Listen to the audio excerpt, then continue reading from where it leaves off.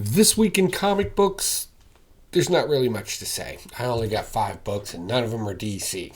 So really, this bumper is just a lead-in for a coffee advertisement. And then we'll jump into these 5 books. Check it out.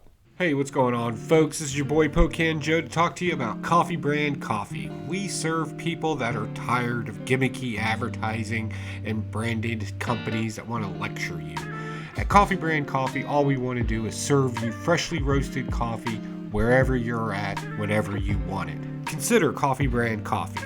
Check us out, check our reviews out, and use promo code POCANJOE or the link down in the description to save yourself some money.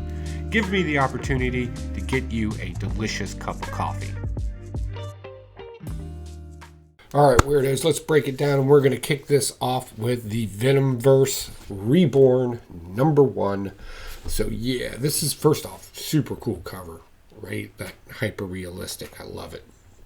So this is exactly what it sounds like with the Spider-Verse going on. What would it be like if we took the Spider-Verse and we made it the Venomverse, right? With the multitude of infinite possibilities out there, what else can we do? We get a quick story with an Osborn being a Venom, and then we kind of get another one. All these are loosely based off of already Venom stories. That should be said first.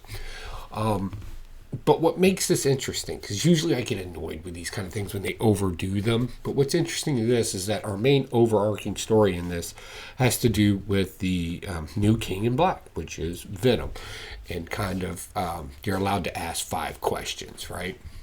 So my assumption is that we're going to get 5 individual stories in this, but who's asking these questions? They kind of left that sort of a secret in it.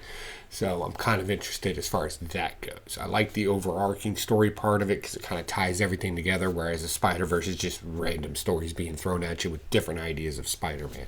So it is different at that level. But for the most part, I don't know. They're going to get weird with it. They always get weird with it. Next, we're going to talk about Uncle Scrooge and the Infinity Dime. So this is just a mashup story where we take Scrooge McDuck and all the characters that are associated with Scrooge McDuck, and we're basically telling the Infinity Gauntlet, right, the Infinity Stone story, and we're kind of mixing it up with the Cane of Councils in it. If you're familiar with those stories, they take them, they made them a little bit more whimsical, a little bit more funny, add some woo-woo magic into it, and for the most part, you got yourself a story. This was great as a one-off, but here's what they're going to do. Disney's going to do what Disney does, right? They're going to just drain this as much as they can by doing the same thing with several other stories in it.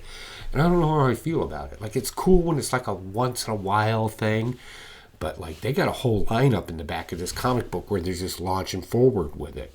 So I can't really get deep with it because I've already gotten deep about the Infinity Stone story. I've already gotten deep about the Council of Kane stories. You know, the idea of there being several of you throughout the multiverse, and when it's done in a literary form, it's really just highlighting parts of you that already exist. Same thing happens here.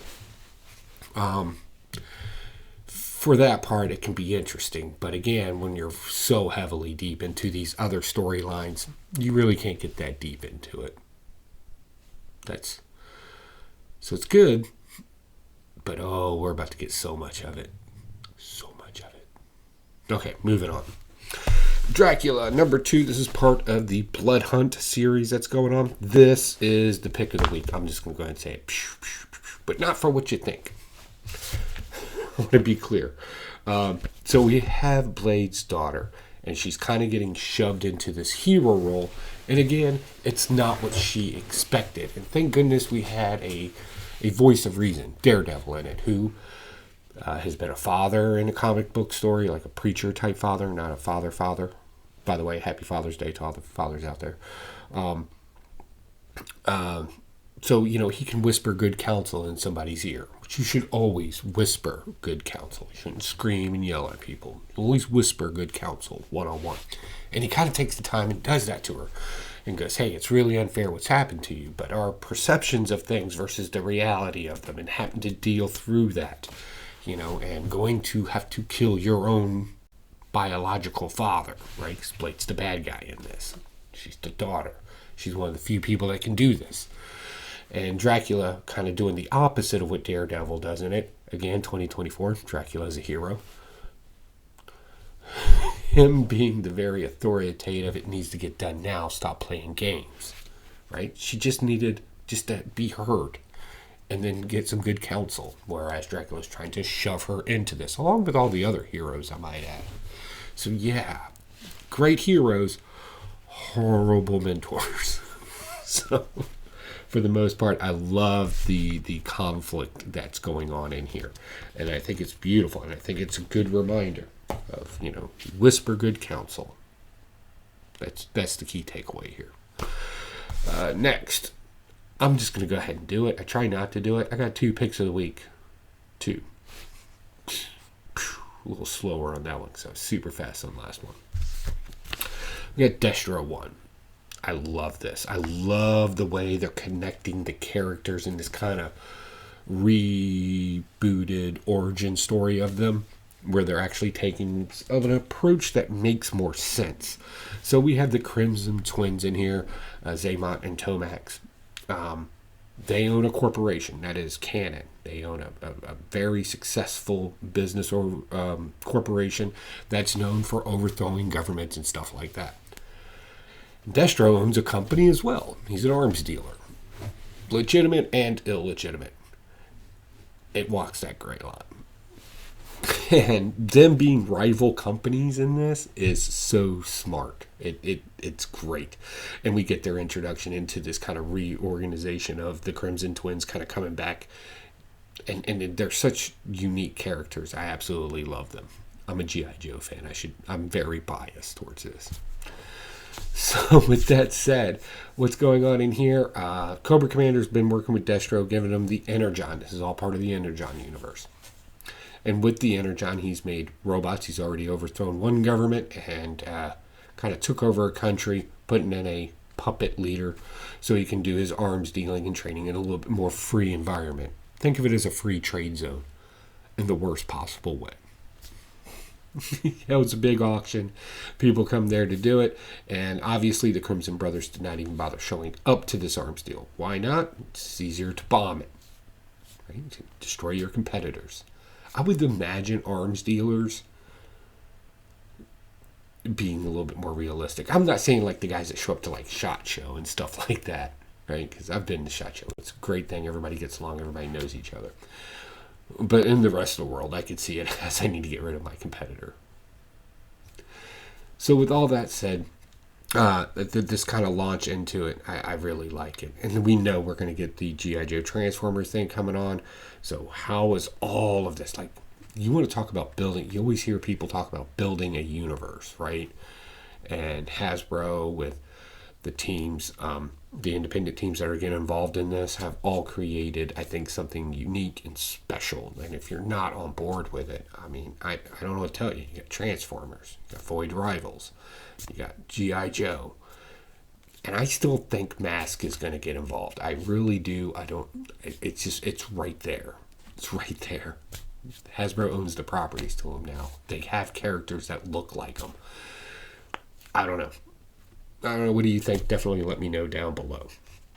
All right, last book of the review, Ain't No Grave. This is issue 2. I believe this came out last week, but unfortunately there were no copies. And I'm interested in this.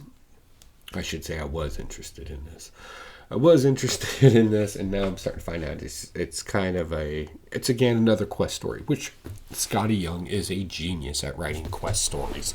Look at Middle West, Twig, right? Technically, you can say He Only Loves Me in the Dark as a quest story, too. It was more of an emotional quest type story. But in this one, we have a lady who just doesn't want to die. She's been died. It takes place in the Wild West.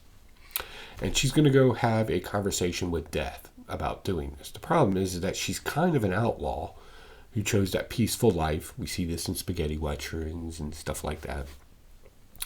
So she goes to the underground in her little badass way. And basically just causes a little conflict down there as she goes and tries to find death. And of course we best way to describe death in the aftermath is you always have the river, right? And somebody has to ferry you across the river, and there's always a cost to that.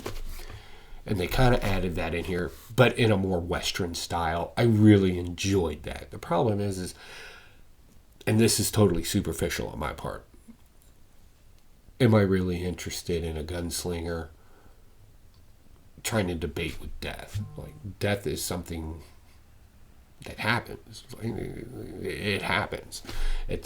You don't really need a spiritual entity to be in charge of death. We're kind of a soft species to begin with. So I don't know. I'm probably overthinking that. I am overthinking that. But for the most part, I'll stay on it as long as I can get it. But I'm not going to get heartbroken if I broke over it. Even though it's one of my favorite writers. Say what you want about his art. Love his art. Collects his art. My wife collects his art.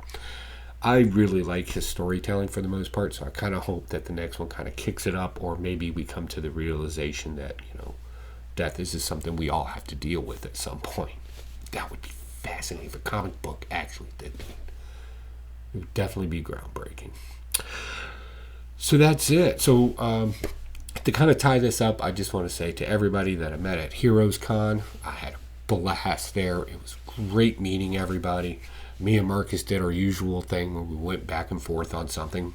Apparently, I got to figure out how to build a park in Kansas. I'm going to do it. I gave myself 10 years. And I'm going to put my name on that park. Yeah. Ugh. Okay. So that meeting Naman again. If you don't know Naman, the Comic Bookworm, he's going to be hosting videos periodically with various interviews that he did with people. He's already got 2 up from our friends from Australia that were there. Very good stuff, very funny, a lot of information, right? So if you want to meet more comic book YouTubers out there that are kind of smaller channels that just love and have a passion for this kind of stuff, I highly suggest it. I'll put his link down below as long as I remember. I'm pretty sure I will. To his channel, and it was just smart doing interviews on the spot like that. That was pretty good. Also, tomorrow night I'll be over at Gary B's channel, where we're going to take a look at some war covers, or military covers, I should say. That would be more accurate. So I'm going to be bringing, and that's the 10-11, so 12 comic books in total, with a little story behind each one and why I picked them. So that should be interesting. I hope you enjoy that. That link will be down below as well. And also my Comic-Con haul and walkthrough video will be releasing. I'm hoping I'll have it done by Saturday. I'm trying to not make it as big as I've made the other ones in the past. I know that can be a lot, so I'm kind of chopping this one down a little bit. More highlight on the auction, the art auction. Plus, what did I pick up? And I picked up Bubba. I picked up some, again, your boy Pocan picked up some obscure stuff, and I got it for the prices that I wanted. So I'm super happy about that. And again, it was just great running into everybody. Comics Curing Cancer had their booth there. We laid out coins. All the coins got found. So yeah, good experience. I'll share more of that in a video later. Other than that, I got nothing off. Happy Juneteenth, everybody. But in this house, holiday means we cut grass. All right, guys, I'll talk to y'all later. Bye.